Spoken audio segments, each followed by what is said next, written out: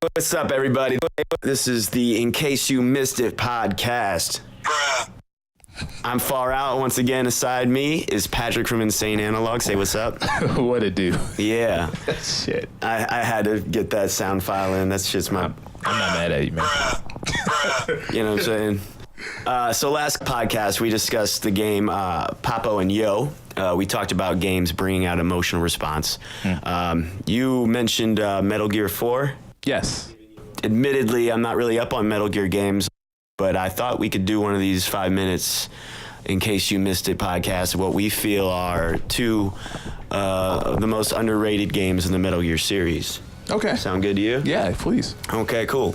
Well, I'm going to start with mine then, which is Metal Gear Solid Revengeance. This was a Metal Gear Solid game that kind of went under the radar for a lot of people because it's definitely not the style that we're accustomed to seeing in the Metal Gear series. Different style Metal Gear left many fans ambivalent. It's a fun game. You run around with a samurai sword, slicing everything and anything. You note that it's not one that takes itself too seriously. So that kind of turns off some fans who are really, engaged in the plot of these games. The difficulty on hard mode is perfectly suited for my speed. In fact, I haven't even beat this game. I'm loving what I'm seeing so far, though. Switching to blade mode, desecrating opponents and then snatching their life force before they hit the ground is incredibly satisfying.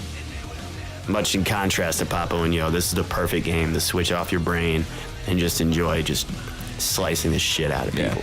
What video games were made for? Basically. Exactly. So I'd say that's my top under the radar Metal Gear Solid game, Revengeance. What would you say yours is? Metal Gear Solid 2. It's not really underrated. It's just that people hated it, and people still do feel some kind of way about it. Right.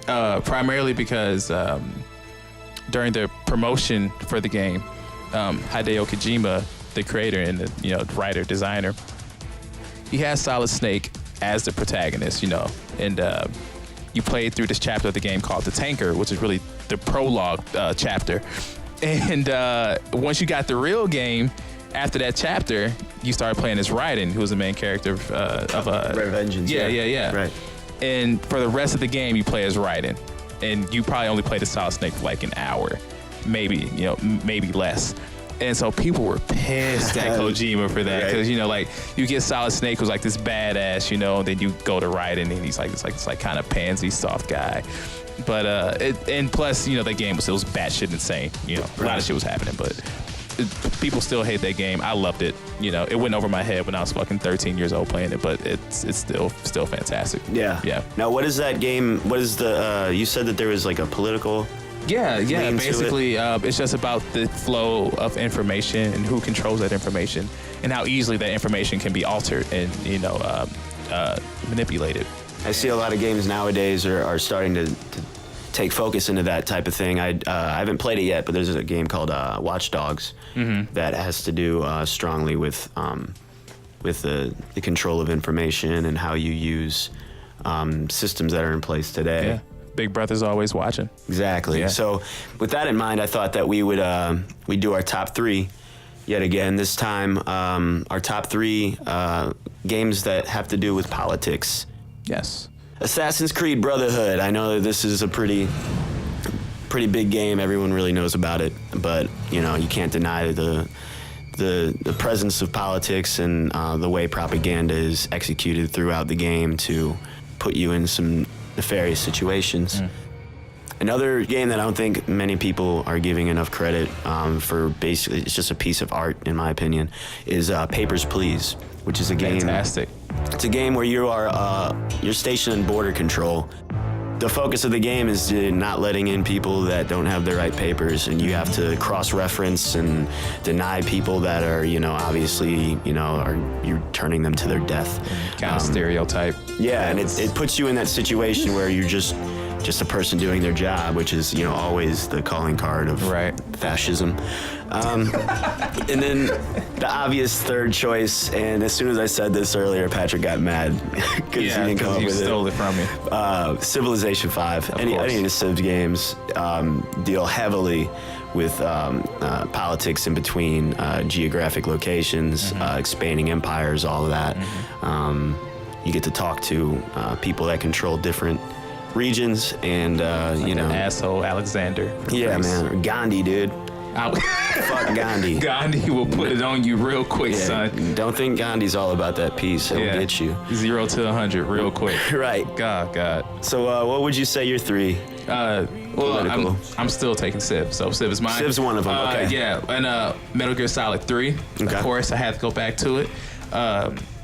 Metal Gear Solid, man. Well, 3 is especially. It's just about the dogs of war, you know, and how easily this country will take advantage of their soldiers. And, you know, I can't really get into the storyline, but without spoiling it. But it will hurt once you finish it. You know, basically, the game is about Naked Snake, and who is, if you don't know the storyline of Metal Gear, Solid Snake is the clone of Naked Snake, who's originally known as Big Boss. And Big Boss has to kill his mentor in that game. It's pretty heavy, you know, and it sucks. It just makes you realize that we're all expendable to some extent. And then my other game got BioShock, their first one.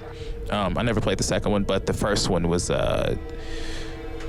if you don't know about it, like BioShock was heavy. It's a doozy, man. Yeah. Heavy game. Just about, you know, trying to build like this utopia where man doesn't have to answer to anybody except themselves. And, you know, the downfall of that is that you get to see how fucking terrible and awful people are. You know what I mean? Just at the end of the day, you know, people will always try to take advantage of people to get over in, you know, to better themselves, you know, or put themselves in a better situation. So at least that's how I feel about it, you know. People want power. When they get power, they just want more power. They want more power. It's just the classic human paradigm. That's just how it is with us. But I think there's pretty good 2 rappers. Yeah, right. By the way, we are rappers, and feel free to get our shit. Got a new EP out, Insane Analog, that Patric has. Definitely go check that out on Bandcamp.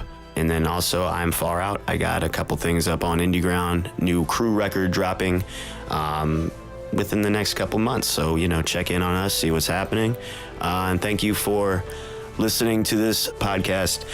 Be sure to like and subscribe below and leave a comment.